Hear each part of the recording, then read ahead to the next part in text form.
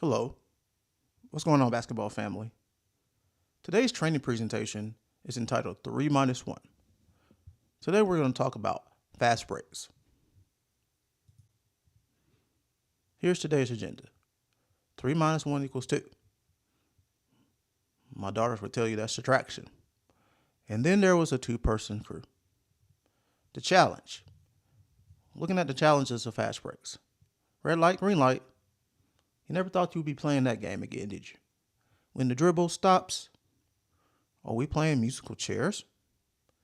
In the system we trust. Placing our trust in our partner's hands. And rotations. They can make or break fast breaks. Chapter 1 3 minus 1 equals 2. And then there was a two-person crew.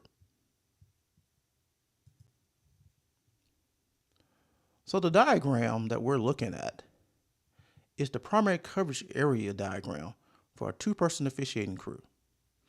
We know that lead has the paint and all the areas surrounded by the free throw line extended,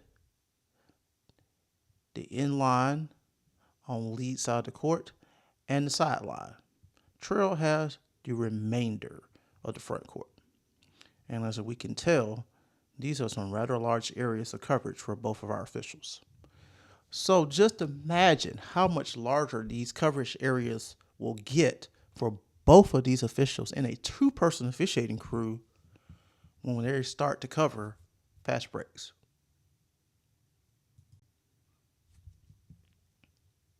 So this diagram represents the initial starting positions for both our lead and trail and a two-person officiating crew. Trail we know is at the 28-foot mark, which in NFHS is the end of the coaching box. And lead the post-up position on the end line. So just imagine, once again, the challenge of both of our officials trying to get to these initial starting positions when covering fast breaks.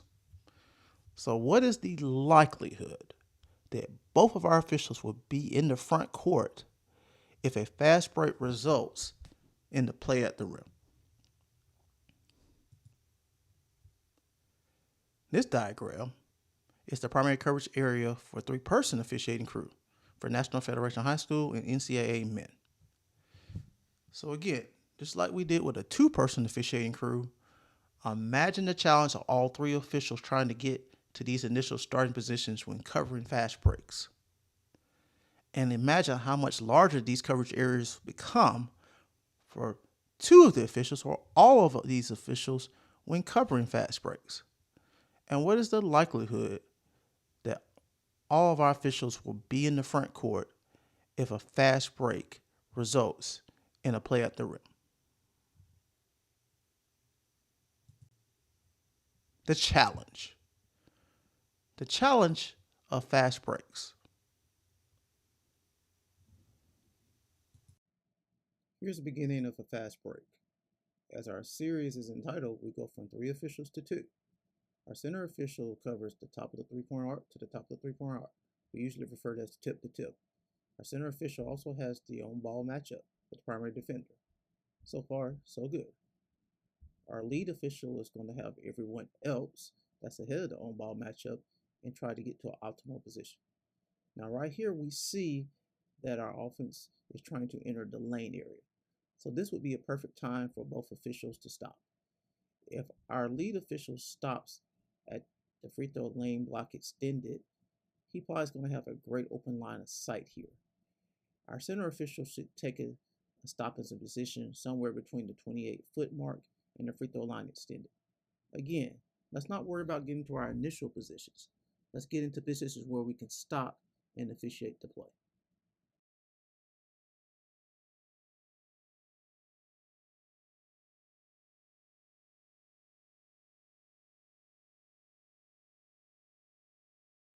This transition work by our crew is outstanding. Let's watch what happens. We have a fast break. Lead does this perfectly. Even though this would be Trail's PCA in a two-person system, Lead slows down enough to referee this on-ball matchup, giving our center official, who is trail in the two-person system, enough time to get in position. Let's watch what happens further on this play. Now our center, who is our trail, gets down there, is able to officiate the potential three-point shot attempt. Excellent work by both members of our crew.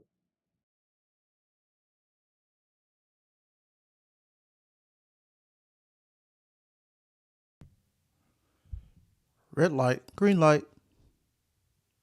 For those of you familiar with that game, you never thought you would hear that again, did you?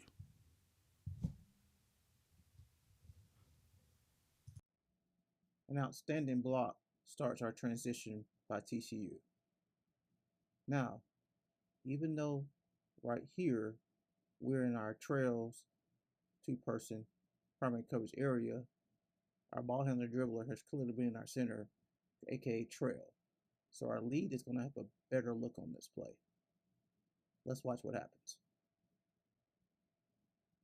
Once our ball handler dribbler gathers, more than likely he is either going to pass or shoot. So this would be a perfect time to stop. On any gather or when our dribble ends, especially in the lane area, this is a perfect time to stop and officiate the play.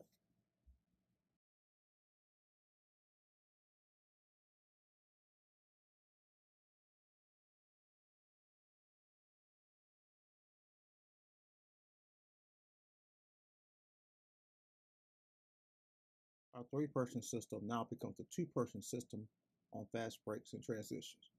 We freeze the play right here to see that both our lead and center, aka trail officials, have a great line of sight on this play when the dribble ends.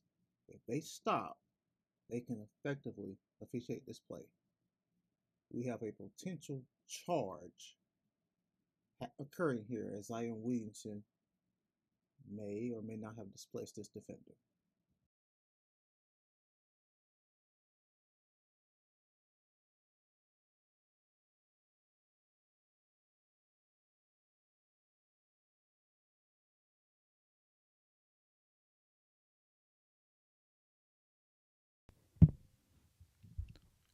When the dribble stops, are we playing musical chairs?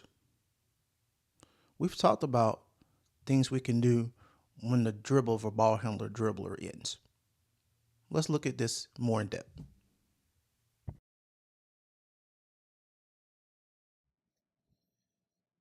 There's going to be a turnover on this play. Watch our position of our lead and center, aka trail officials. Our center, aka trail official, has a great line of sight on this play. As lead, the moment you see this arm attempting a deflection or a steal on the ball handler dribbler who has stopped her dribble, stop and referee the play.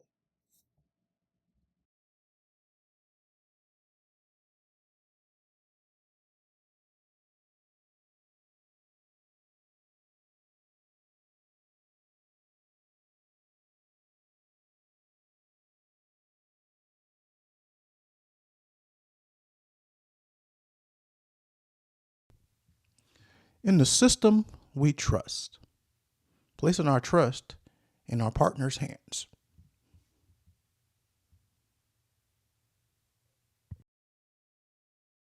Upon the steal, we have a fast break by UCF.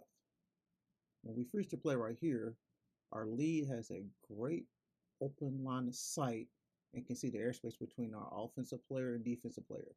And there's a potential foul there. If your lead, just stay. Your center, aka trail, is hustling up the floor and will be able to assist you with potential rebounding coverage.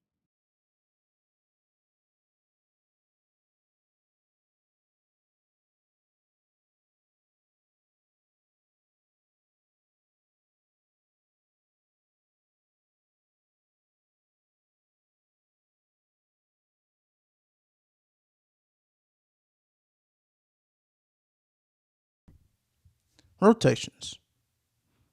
They truly can make or break your fast break in terms of officiating. Let's take a look at a play. Watch this play Pay close attention to the places, location, and coverage of all three of our officials, and then we're going to analyze this play and find out why it's included in this film breakdown. Okay, so right here, we have 1, 2, 3, 4, 5, 6, 7, 8 players essentially on our center's side of the court. We need a rotation here. Right here, we have 1, 2, 3, 4, 5, maybe 6 players that center has to worry about. We need a rotation here. Now we have a screen and a shot. We should have had a rotation here because in women's college, this should be lead shot, lead screen. Credit to our center official for covering that. Now right here, the rotation finally got completed on the rebound, and we credit our center and trail who had to rotate on the rebound. Give them credit for covering that play. We're going to analyze the latter half of this play after this rebound because we want to see what happens in transition on the other end. Now we're going to freeze the play right here. Our center and our new lead have 1, 2, 3, 4, 5, 6, 7, 8, 9 players to cover. Look where the three-point shot is being attempted from. Lead has no choice but to cover this shot. And if there is a contest or closeout, he may be looking at the back of the primary defender. So it's going to force our center official to look all the way across and be ready to help in case there's any illegal contact or displacement on this play. This is why it is very important that we are decisive in our rotations so we do not get caught in situations such as these.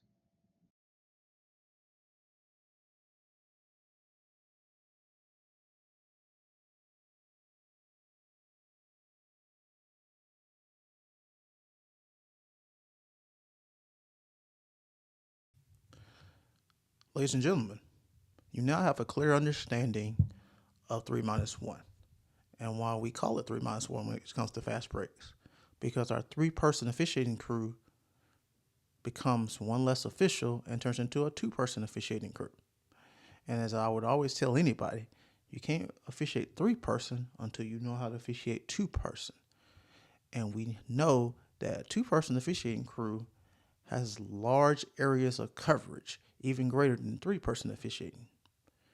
In this particular training series, we're going to take a look at some more plays for our viewers of YouTube of fast breaks and how our 3-person officiating crew becomes a 2-person officiating crew, how they cover it, and what our officials do and don't do during fast breaks.